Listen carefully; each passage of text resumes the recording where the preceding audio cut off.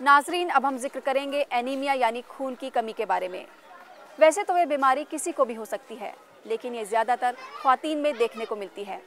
आइए इसके बारे में और मालूमात हासिल करते हैं हम अपने डॉक्टर से। अनीमिया खून की कमी को कहते हैं। अगर हम इसको लेमन लैंग्वेज में कह रहे हैं तो एक्चुअली हमारे शरीर में एक पिगमेंट होता है हीमोग्लोबिन, जिसका काम है कि जो भी हम सांस ले रहे हैं उस ऑक्सीजन को पकड़ के पूरे शरीर में पहुंचाना, और ऑक्सीजन से ही हमारे शरीर के सारे काम होते हैं। तो जब इस पिगमेंट की कमी हो जाती है तो अनीमिया हो जाता है। और अगर स्टैटिस्टिक्स के हिसाब से देखा जाए तो हमारे देश में 85% औरतों को अनीमिया है, जो कि पिछले 50 सालों में शायद 2-3% का ही फ़र्क पड़ा हो। और ये इसलिए एक शायद खाने की जानकारी कि क्या खाना चाहिए जिसकी वजह से अनीमिया ना हो, दूसरा औरतों के प्रति निग्लेक्ट जो कि हमारी कंट्री में अभी तक है, और तीसरा औरतें को ज़्यादा इसलिए भी होता है क्योंकि हर महीने जब उनको पीरियड्स आते हैं तो लगभग 80 सीसी ब्लड उनका लॉस होता है, तो उसको किसी तरह से मेकअप नहीं किया जाता है, और इस वजह से अनीमिया है तो हमारी कंट्री में बहुत ज़्यादा कॉमन, पर औरतों में ज़्यादा होता है। अनीमिया औरतों में इसलिए भी ज़्यादा होता है कि हर महीने पीरियड्स के टाइम उनमें अबाउट 80 सीसी ब्लड लॉस होता है, और वो किसी तरह से भी मेकअप नहीं हो पाता है। दूसरा, गरीब तबके के लोग और दूसरे लोग भी अगर खाने में सफाई ना हो तो पेट में कीड़े हो जाते हैं, जो कि जिसकी वजह से वो हमारे शरीर में से ब्लड लॉस करते हैं। तीसरा, गंदी जगह में चलने से पैर में कीड़े घुसते हैं, जो कि हर कीड़ा अबाउट 0.1 ml ब्लड को खा सकता है। अनीमिया का सबसे जो इम्पोर्टेंट कॉज हमारी कंट्री में है खाने में लौह तत्वों की कमी, और ये होते हैं ऐसी चीज़ों में जो कि बहुत ज़्यादा महंगी भी नहीं है, सिर्फ उसके बारे में जानकारी बहुत ज़रूरी है।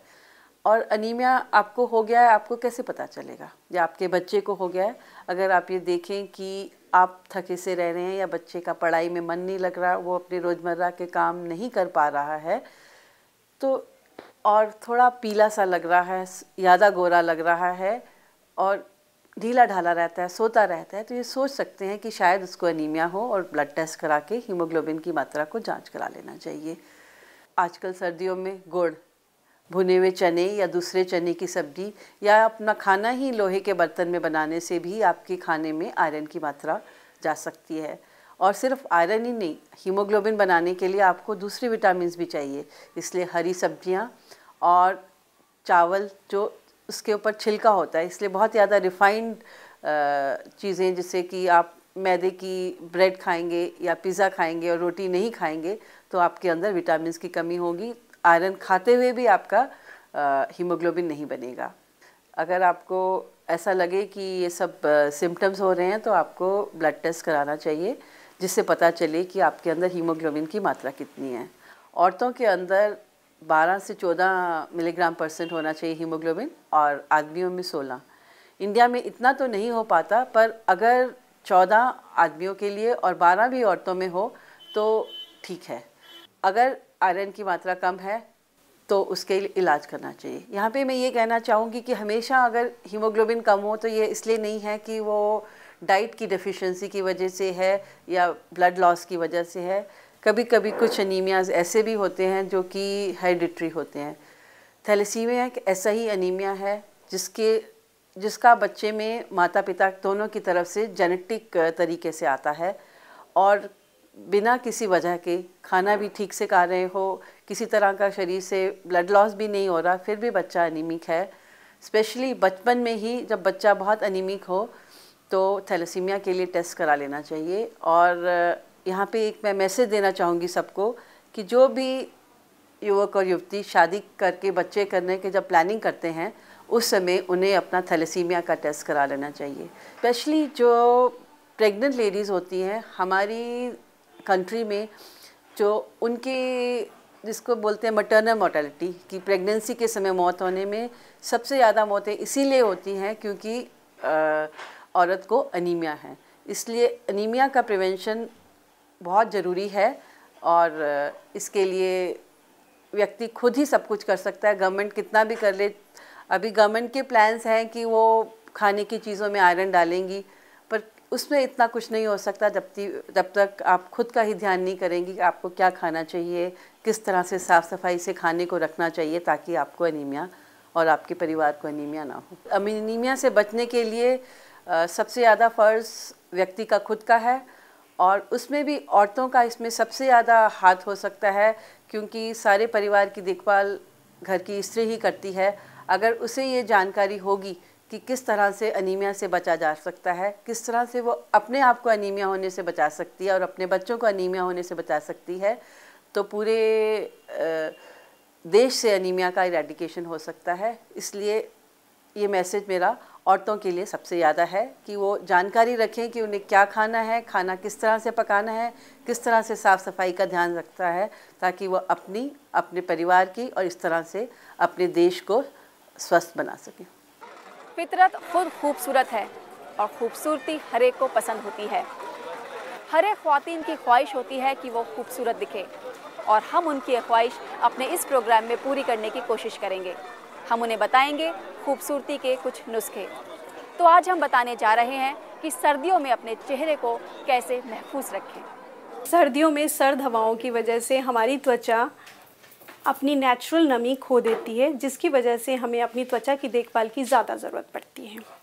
हम अपने शरीर के सभी अंगों को तो ढक सकते हैं, लेकिन हम अपने चेहरे को नहीं ढक पाते हैं, जिसकी वजह से हमें अपने चेहरे की त्वचा की देखभाल की ज़्यादा ज़रूरत है। सर्दियों में त्वचा के लिए 3 चीज़ें बहुत ही अहम हैं जो हमारी त्वचा की चमक को बरकरार बनाए रखते हैं। वो हैं क्लिनजिंग, टोनिंग एवं नरिशमेंट। अब मैं आपको बताऊंगी क्लिनजिंग के बारे में, जो आप डे टू डे घर पर भी कर सकते हैं, ख़ास करके उन गृहिणियों के लिए जो अपने किचन में डे टू डे सामान को भी इस्तेमाल कर सकती हैं। सबसे पहले आप बहुत ही अच्छी क्वालिटी का, उम्दा क्वालिटी का क्लिनज़र उठाइए। क्लिनज़र लीजिए मार्केट से, ताकि वो आपकी स्किन को नुकसान ना करे। अगर आप थोड़ा सा क्लिनज़र आप भी इस्तेमाल करते हैं डे टू डे रूटीन में, वो आपकी स्किन को लॉन्ग रन तक साफ़ और क्लीन रखता है। क्लिनजिंग के लिए सबसे ज़रूरी है कि आप गुनगुना पानी लीजिए, मॉइस्चराइज़र को, क्लिनजिंग मिल्क को हाथ में लीजिए और अच्छे से अपनी त्वचा के ऊपर 5 से 7 मिनट तक उसे अपने फेस के ऊपर लगाइए। लगाने के बाद आप वार्म कॉटन से स्किन को साफ़ करिए, ताकि जितनी भी मिट्टी और त्वचा के ऊपर जितना भी आपके मैल और प्रदूषण के द्वारा जो भी आपकी मिट्टी चिपकी हुई है स्किन से निकल जाए। क्लिनजिंग करते हुए एक चीज़ का खास तौर पे ध्यान रखिएगा कि ज़रूरी नहीं कि आप एक ही बारी उसे साफ़ करें। आपको लगे कि आपकी स्किन के ऊपर, त्वचा के ऊपर ज़्यादा, चेहरे के ऊपर मिट्टी है, तो आप दोबारा से क्लिनजिंग कर सकते हैं। घर में हमारे डे टू डे रूटीन में हमारे पास बेसन है, रोज़ वाटर है, इस चीज़ का भी आप इस्तेमाल कर सकते हैं। खीरा इसके लिए बहुत ही उम्दा रहता है कि आप खीरे से अपनी त्वचा को साफ़ करें। खीरा एक तरीके से आपका ब्लीचिंग एजेंट का भी काम करता है हमारे लिए। बेसन में आप थोड़ा सा खीरे का जूस मिलाइए, अच्छे से पेस्ट बना लीजिए और उसको स्किन के ऊपर 5 से 7 मिनट तक लगा रहने दीजिए। जैसे ही वो हल्का सा रूखा होता है, आपको पूरी तरह से उसको सुखाना नहीं है, क्योंकि सर्दियों में वैसे ही त्वचा की नमी ख़त्म हो चुकी होती है, इसीलिए आप उसे पूरी तरह से सूखने नहीं देंगे। सूखने से पहले आप उसे हल्का सा रब करिए और गुनगुने पानी की कॉटन से उसे निकाल दीजिए। अब मैं आपको बताने जा रही हूँ, जैसा कि हमने क्लिनजिंग के बाद आपको बताया ही कि हमारा अहम और ज़रूरी काम है त्वचा को टोन करना। अब मैं बताती हूँ कि आपको चेहरे के लिए टोनिंग क्यों ज़रूरी होती है। सर्द हवाओं की वजह से हमारे रोम छिद्र खुल जाते हैं, जिसकी वजह से हमें टोनिंग की बहुत ही ज़रूरत पड़ती है। अन्यथा हमारी त्वचा के रोम छिद्र खुले रह जाएंगे और उसमें धूल मिट्टी जाने से हमें, हमारी स्किन को, हमारी त्वचा को नुकसान भी हो सकता है। अब मैं आपको बताने जा रही हूँ कि हम घर में किस तरह से पैक बना सकते हैं। आमतौर पर मार्केट में मिलने वाले टोनर का भी इस्तेमाल हम कर सकते हैं, लेकिन हमारे डे टू डे रूटीन में हमारे पास शहद और नींबू भी अवेलेबल है, जिसका इस्तेमाल हम टोनिंग में कर सकते हैं, ताकि हमारे रोम छिद्र बंद रहें। और रोम छिद्र बंद होने के साथ साथ हमें वो एक चमक भी देते हैं हमारे चेहरे पर।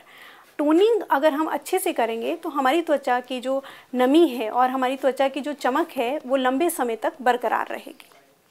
अब मैं आपको बताने जा रही हूँ त्वचा को मॉइस्चराइज़ कैसे करें। त्वचा को मॉइस्चराइज़ करने के लिए आप ज़्यादा से ज़्यादा क्वांटिटी में क्रीम का इस्तेमाल करें। जितनी क्वांटिटी में क्रीम आप लगाएंगे वो सारी की सारी क्रीम आपकी त्वचा के अंदर समा जानी चाहिए। आप जितनी कोशिश करेंगे कि हल्के हल्के हाथों से आप उसे रब करिए, हल्का गुनगुना पानी लीजिए, ताकि स्किन के अंदर जितनी भी आप हल्की से मसाज करेंगे वो सारी की सारी क्रीम आपकी त्वचा के अंदर चली जानी चाहिए। यही क्रीम आपकी त्वचा को नमी के साथ साथ चमक भी देगी। मॉइस्चराइज़र करना इसलिए भी ज़रूरी है ताकि स्किन के अंदर जितनी भी हमारी रूखी त्वचा जो रह गई है, हमारी स्किन की जो हमारी रूखी त्वचा है, वो एक चमक के साथ बाहर निकल कर आए। मॉइस्चराइज़र इसीलिए भी ज़रूरी है ताकि हमारे चेहरे का रूखापन दूर हो सके। डे टू डे रूटीन में जैसे कि मैंने आपको बताया पहले भी, टोनिंग के लिए, क्लिनजिंग के लिए, उसी तरह से मैं आपको बताती हूँ कि आप घर पर मॉइस्चराइज़ कैसे करें। इसके लिए आप घर पर मक्खन भी इस्तेमाल कर सकते हैं, मलाई भी इस्तेमाल कर सकते हैं, जो हमारी त्वचा को ज़्यादा चमक भी देती है। आप मक्खन को रात को लगाकर, खूब अच्छी क्वांटिटी में लगाकर सो सकते हैं, ताकि पूरी रात आपकी जो स्किन है, एक जिस तरह से सांस हम लेते हैं उसी तरह से आपकी स्किन रात को सांस लेती है। पूरा का पूरा जो मक्खन या जो भी हम क्रीम उसमें पेनिट्रेट कर रहे हैं वो पूरी तरह से हमारी स्किन के अंदर चली जाए। आखिरी में मैं आपको बताना चाहूँगी कि जिस तरह से हमारी त्वचा के लिए मॉइस्चराइज़ की ज़्यादा ज़रूरत होती है, उसी तरह से हमने जितने रोम छिद्रों को खोला है और जितनी ज़्यादा हमने त्वचा को नरिशमेंट दी है, उसी तरह से हम उस नरिशमेंट को ज़्यादा देर तक बरकरार रखने के लिए हमें पैक लगाना भी उतना ही ज़रूरी है। डे टू डे रूटीन में हम पैक का इस्तेमाल भी कर सकते हैं, और मार्केट में जो मिल रहे हैं, जितने भी पैक हमें मिलते हैं, हम कोई भी पैक उठा के लगा सकते हैं, ऐसा नहीं होता है। हमें अपनी त्वचा के अनुसार ही पैक लगाना चाहिए। जिन लोगों की स्किन ड्राई है उनके लिए हमें ऑयल बेस पैक का इस्तेमाल करना चाहिए। जिनकी स्किन ऑयली है उनके लिए हमें जेल बेस का पैक इस्तेमाल करना चाहिए, और जिनकी स्किन नॉर्मल है उनके लिए हम जेल और मॉइस्चर दोनों बेस के पैकों का इस्तेमाल कर सकते हैं। अब मैं आपको बताना चाहूँगी ऑयली त्वचा के लिए। ऑयली त्वचा के लिए हमें सबसे ज़्यादा देखभाल की ज़रूरत पड़ती है, क्योंकि इसी में ही हमारी सबसे ज़्यादा मिट्टी, डस्ट रहती है हमारी त्वचा के ऊपर, जिससे कि हम ज़्यादा से ज़्यादा साफ़ करने की कोशिश करेंगे। जितना साफ़ रहेगी उतना ही अच्छी दिखेगी। इसके लिए हम घर पर भी पैक बना सकते हैं। घर के पैक के लिए आपको ऑयली त्वचा के लिए नींबू लीजिए, नींबू के साथ साथ आप थोड़ा खीरा लीजिए, खीरे के साथ थोड़ा सा आप सिरका मिला दीजिए, तीनों का पेस्ट बनाकर और त्वचा के ऊपर लगाकर उसे कम से कम 5 से 7 मिनट तक छोड़िए, क्योंकि ऑयली त्वचा के लिए पैक ज़्यादा देर छोड़ना ठीक नहीं है। जितना कम देर के लिए छोड़ेंगे उतना ही स्किन के ऊपर पोर्स को बंद करने का ज़्यादा टाइम रह जाएगा। पोर्स के बंद होते ही आप 5 से 7 मिनट के बाद नॉर्मल ठंडे पानी के साथ चेहरे को साफ़ कर लीजिए। अब मैं आपको नॉर्मल त्वचा के बारे में बताना चाहूँगी।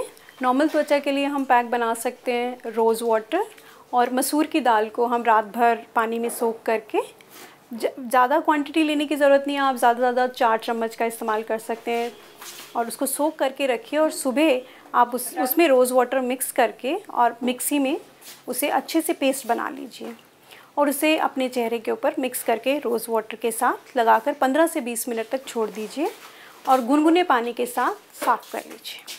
अभी आपने देखा कि आप अपने चेहरे की खूबसूरती को किस तरह से बनाए रख सकते हैं। हर एक तरीके के इस्तेमाल के साथ साथ आप अपनी खूबसूरती को उसी तरह से बरकरार रख सकते हैं, जिस तरह से कि आप घर में अपने घर को सजावट के साथ साथ हर डे टू डे रूटीन में साफ़ करते हैं, उसी तरह से आप अपने चेहरे को भी हर रोज़ साफ़ करेंगे तो आपकी खूबसूरती उसी तरह से बरकरार रहेगी, जिस तरह से कि आपके घर की सुंदरता।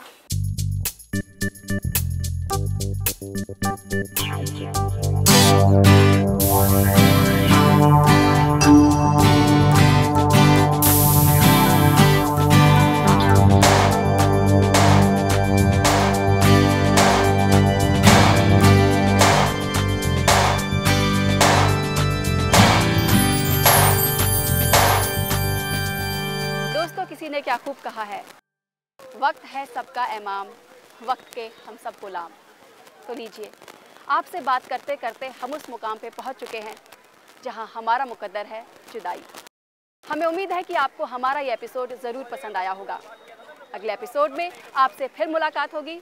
तब तक के लिए खुदा हाफिज़।